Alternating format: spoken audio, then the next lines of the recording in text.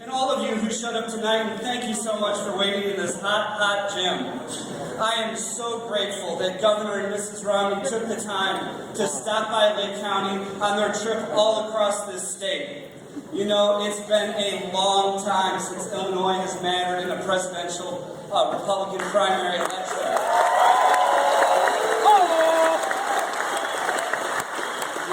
And on Tuesday, I hope that we don't just matter. I hope we make a difference by delivering a big victory for Mitt Romney for president.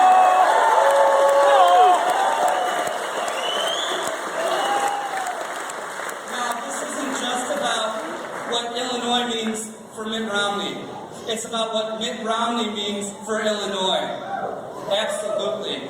He'll bring a pro-economic growth agenda to the White House and work to create new, sustainable, well-paying jobs for our area and around the country.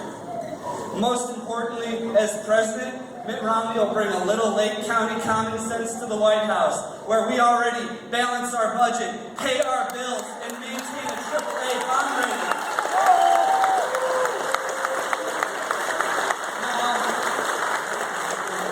Now it's my honor to introduce my friend and an outstanding congressman from the 10th District of Illinois, Robert Dold.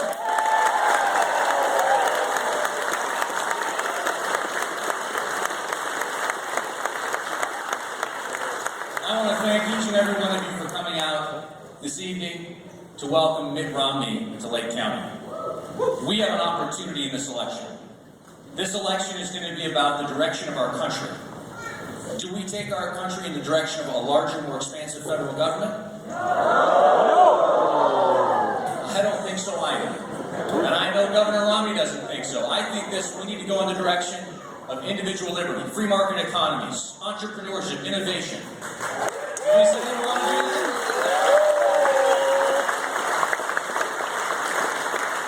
This election is going to be about who can provide jobs in the economy, who can jumpstart the economy and get things moving again. And we have to recognize government's not the ones that create jobs. Government can play a role, they will play a role, and that's creating an environment that enables the private sector, entrepreneurs all across the country to create jobs.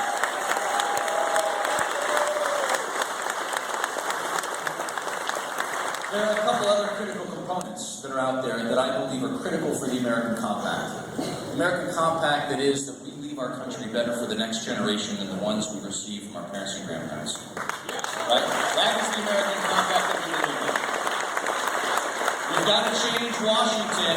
We've got to change the out-of-control spending that's going on in Washington, D.C. today, and we've got to make sure we get our fiscal house back in order. The other thing we've got to do is we've got to focus on making sure our country remains safe. There is one person that can do these things. There is one person running for president today that can do these things, and that person is Mitt Romney.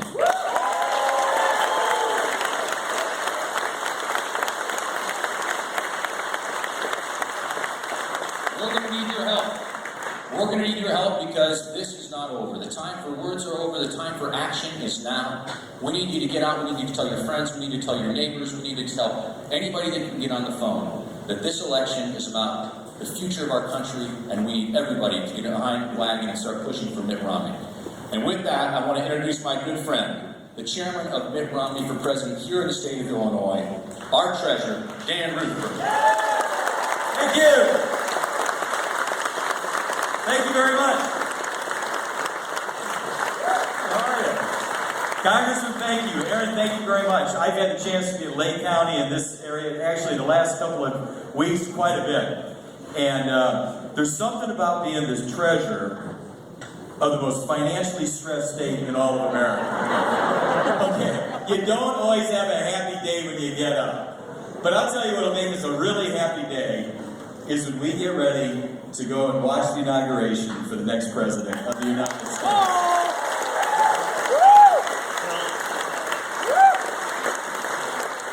And I know you're warm in here, so I'm not going to take long, but I'm going to tell you, when you go to the polls, do not just stop at Mitt Romney.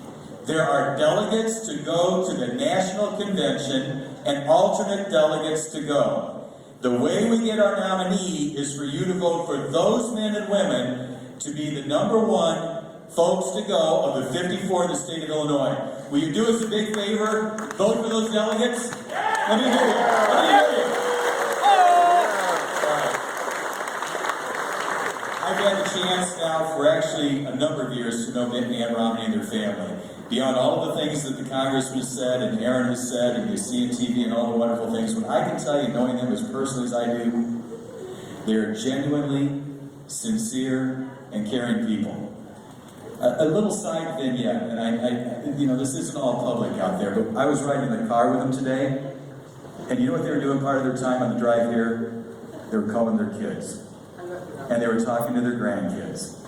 And then when you're on the campaign trail, as much as they are, to take that bit of time to keep in touch with your family and see how everybody's doing, told me in my heart of hearts, this is the type of man and woman I want to have as the President and First Lady of the United States.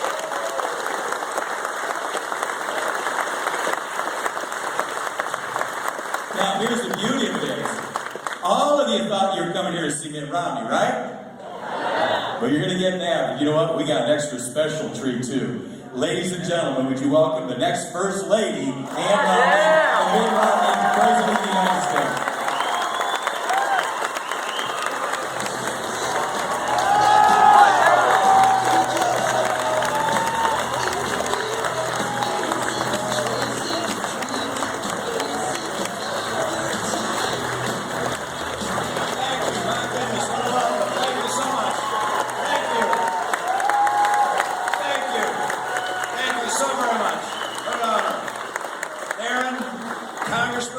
Congressman Dold, thank you for being here. Thank you for your support from the very beginning. The treasurer's been with me for years. He doesn't look that old, but he's been with me for years. A man with great enthusiasm, passion, commitment, capability. Doing a great job as treasurer. I'm delighted to have his support and have his chairmanship of my campaign here in the state. I want to begin because, I mean, you hear this all the time, but for those that come to Illinois, we think about your senator. And Mark Kirk and his tragedy, and we want you all to know that our thoughts and prayers join with yours for his healing and his health.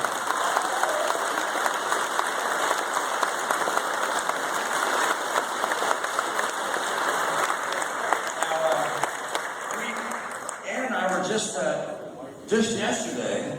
We were in Puerto Rico, and Puerto Rico it's different than you might imagine.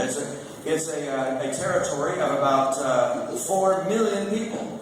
This is not some little island with a few. It's 4 million people. It would be about, if it were a state, about the 25th largest state in the country. It's a very large island, and the island has in it a conservative governor, and a conservative Speaker of the House, and a conservative Senate President in Puerto Rico. And their policy, first of all, was to shrink the size of government. They reduced government jobs 36,000 in the last 2 years, all right? 36,000 jobs. And then they reduced taxes. They have zero capital gains tax, zero death tax, and they have something unusual. If you buy a home there, they don't charge real estate tax for 5 years. Now, by the way, Guess what's happened? Guess what's happened to home sales in Puerto Rico? All right. So we're sitting here wondering why home sales are down. What we could do? Their home sales are up 50% this year. All right. So conservative principles are applying in Puerto Rico, and those people who don't think that Latinos will vote for Republican need to take a look in Puerto Rico and see there that conservative principles and Latino voters go together. And the Hispanic voters are going to vote for Republicans if we stand for something, conservative principles that bring growth and good jobs and rising home values. That's where we're going to want to win. We're going to get Latino voters down the South.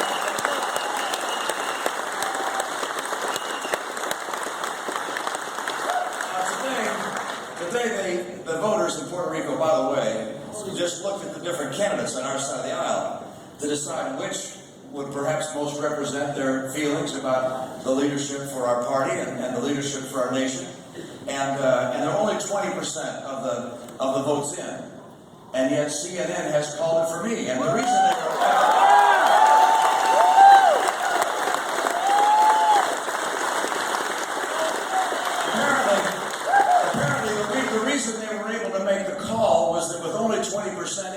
83% of the people of Puerto Rico, of those who voted for me. Well, let's hear this song.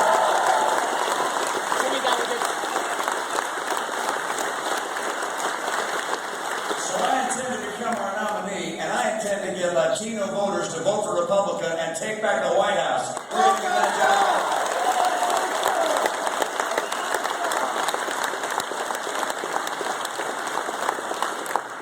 Now, about 100 years ago, when I was in elementary school, and I was in the 4th grade, it seems like that. I just turned 65 a few days ago, March 12th, and I guess it's better than the alternative. But anyway, Anne was in the 2nd grade when I was in the 4th grade. I didn't really notice her then.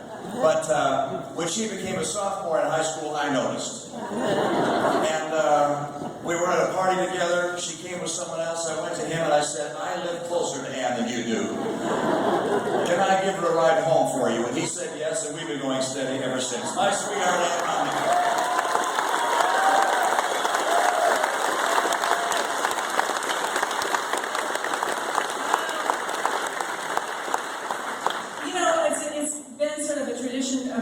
Lately at election results for me to thank some people, so I need to do that first and foremost. Thank you, Puerto Rico! And then I need to thank Governor Fortunio, who you all are going to get to know better because Mitt's been talking about what he's been doing in being a conservative governor, and I also love his wife, Luce. So she's fabulous. We just had a great time in Puerto Rico. So those are my thank yous for Puerto Rico, and a shout out to Puerto Rico and all of you. Lovely, lovely people. By the way, they really know how to celebrate in Puerto Rico, and they really know how to campaign, and they really know how to throw a political rally. You've never seen anything like it. It was quite exciting, and it's something we can all learn from them. Their enthusiasm was wonderful. So, 4 years ago, I knew one thing. I was never going to do this again. I was quite certain of that. Mitt laughs. He said, you say that after every pregnancy. And I know what you women feel like out there. You know what that's like. I do have 5 boys. We're so blessed to have 5 wonderful daughters-in-law as well, and 16 grandchildren.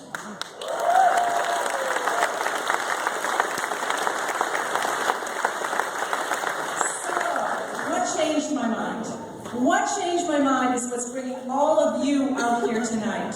We all know, it's right, it was Barack Obama, that's what changed my mind.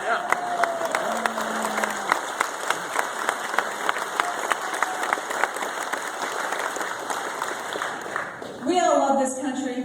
We all know it's going in the wrong direction. The other thing we know, we're running out of time. We've got to get it right. And that's why I turned to Mitt, and I said to him a year ago, I am really sorry, sweetie, but you have to do this again.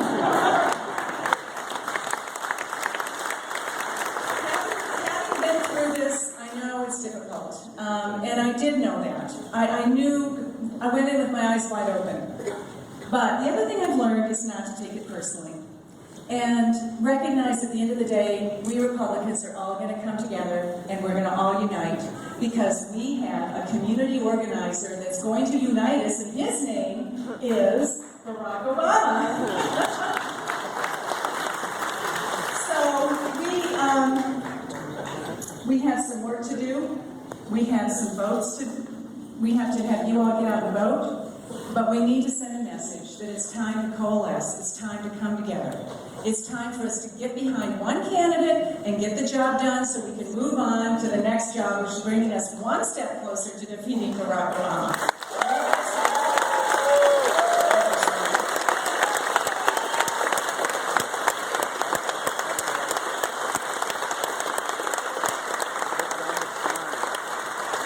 I want to add my voice to her. Thank you to the people of Puerto Rico. Thank you to Governor Fortunio and Luce, his wife. Thank you to Zori and all the other people in Puerto Rico who helped us have this extraordinary victory. And by the way, 20 delegates, all the delegates that were in that contest. Thank you. Very exciting. We've had the great thrill of going across the country We started in Iowa, as you know, and New Hampshire, and Florida, and South Carolina, just going state to state to state. And the good news is, the state of America is strong and well. The people of America love America, are passionate about this country. A lot of folks having hard times, and the hard times don't seem to be over.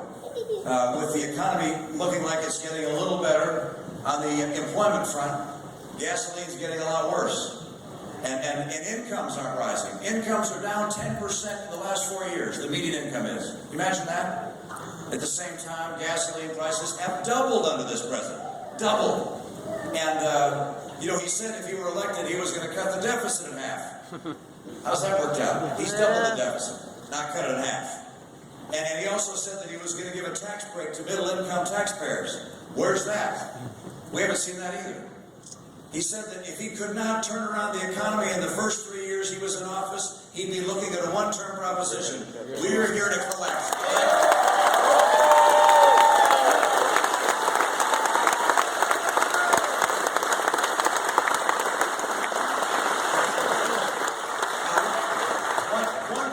One promise he kept.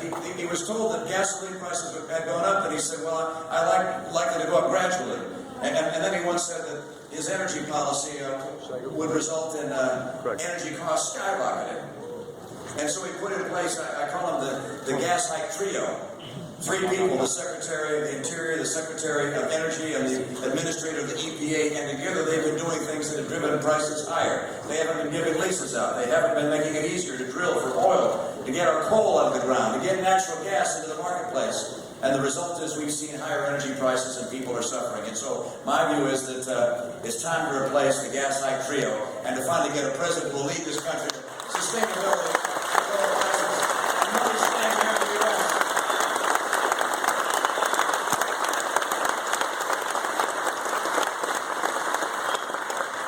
This president made a lot of promises, didn't keep a lot of them. He's out of ideas. He's out of excuses. And so in 2012, we got to make sure he's out of office.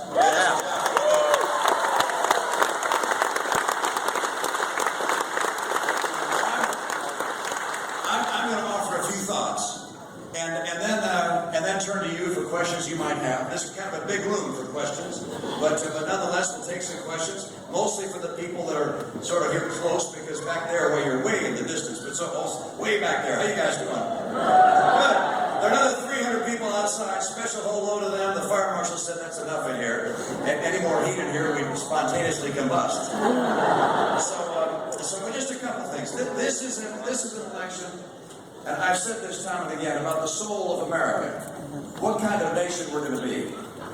The nation was founded on a principle of small government and individuals pursuing their dreams. If you will, the chaos of free enterprise and freedom, where people get to choose their path in life, what they hope to accomplish, it's up to them, as opposed to a government guiding how our lives will be lived. This was the choice that we made.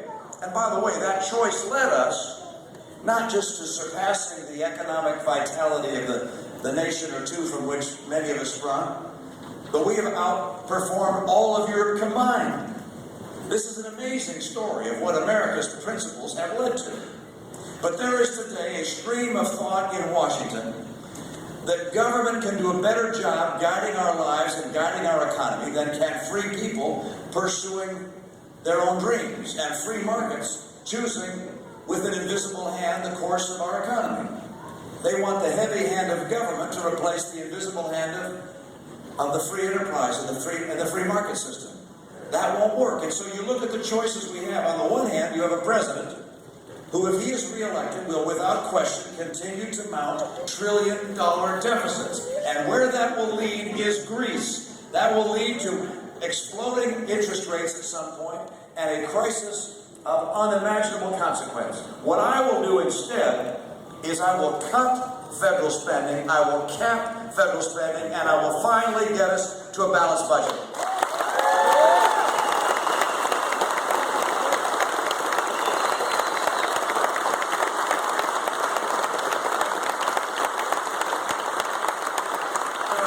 There are so many things we do differently about jobs.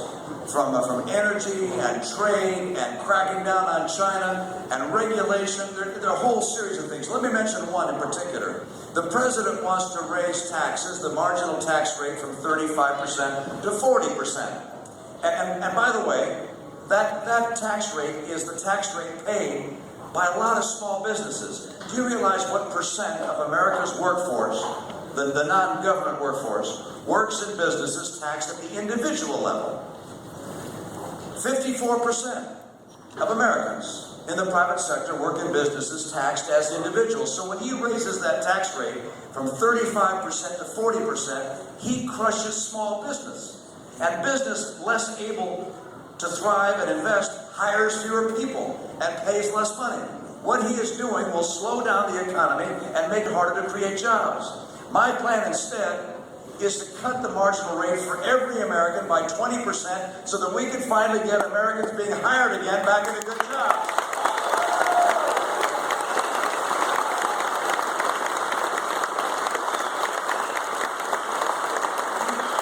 You know his plan, and you've seen his plan on energy. Put a moratorium on drilling in the Gulf. Don't get oil out of Anwar in Alaska. Turn down the Keystone Pipeline? How do you get that one done? He's made it harder and harder to get coal out of the ground and harder to use coal. All of these things kill jobs, send money outside our country, make our energy supply less reliable. If I'm president, I will instead do the opposite of all those things. I will open up drilling in Anwar. I'll open up drilling in North Dakota. I'll get the gas out of the ground. I'll make sure we can get our coal out of the ground. And I'll bring in that pipeline from Canada.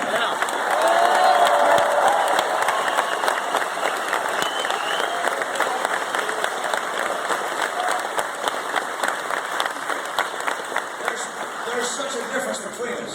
There's such a difference between us. And as I talk about these things, I hope you recognize, it's not just that I have a different viewpoint, I have a different life experience. One of the reasons I have a different viewpoint than this president is that I spent my life in business. Small business that became bigger. I was asked at one point to run a business in trouble to help turn it around. You see, if you're in business, you have no choice but to be a fiscal conservative. If you spend more money than you take in, you go broke. So I learned that for 25 years. All right? So I understand how it works.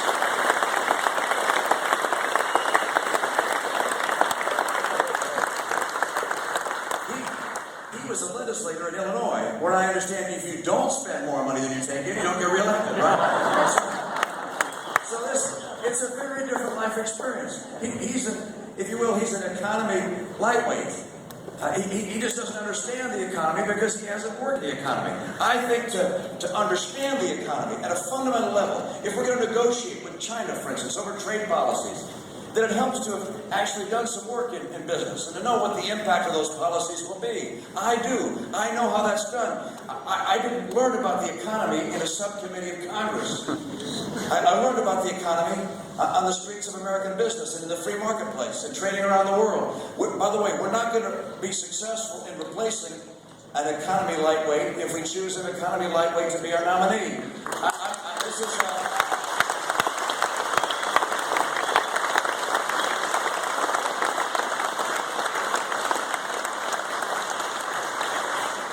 One more thing I'll just mention before I turn to your questions, and that's the military. Another big difference.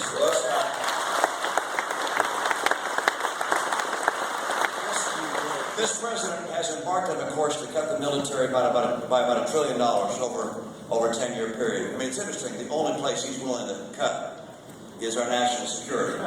And to put that in context, we have fewer ships today in the Navy than any time since 1917, and he wants to slow down shipbuilding. We have fewer aircraft and older aircraft than any time since 1947, and he wants to cut down the purchases of new aircraft. Our soldiers have been stretched to the breaking point, as you know, with the multiple rotations going into Afghanistan and before that into Iraq as well. And he wants to reduce our number of active duty personnel. My own view is that we should increase our shipbuilding from 9 to 17 a year. We should increase our purchases of aircraft. We should add 100,000 troops to our active duty roster, and we should give our veterans the care they deserve.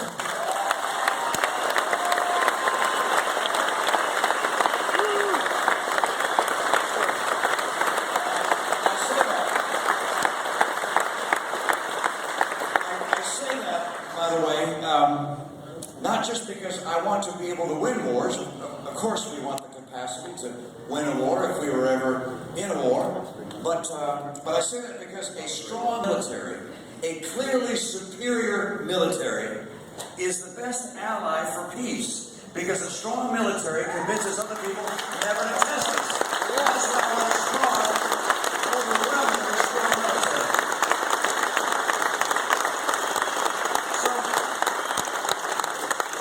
So with that, I'm going to turn to you for questions you have. I'm going to answer a few of them, and then when it gets about 140 degrees, we'll let you go. Yes, sir. Look, there's a microphone right behind you. Look at that. Governor Romney, thank you for coming to Vernon Hills, and I do want to ask you, when you're president, what will you do to make sure that Iran does not get a nuclear weapon, and will you stand with Israel?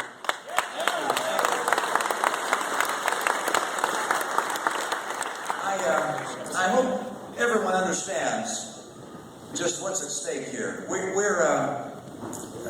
obviously been weary with the conflicts in Afghanistan and Iraq. They took a lot longer than I think was expected by many at the beginning of these conflicts, and yet Iran is a very different setting. Iran is the world's state sponsor of terror. They provide weaponry to terror organizations like the Taliban. They're embarked upon a mission to provide fissile material. They say they need it for power generation, but they're sitting on the largest lake of oil imaginable. So that's hardly credible. If they take their fissile material and provide it to their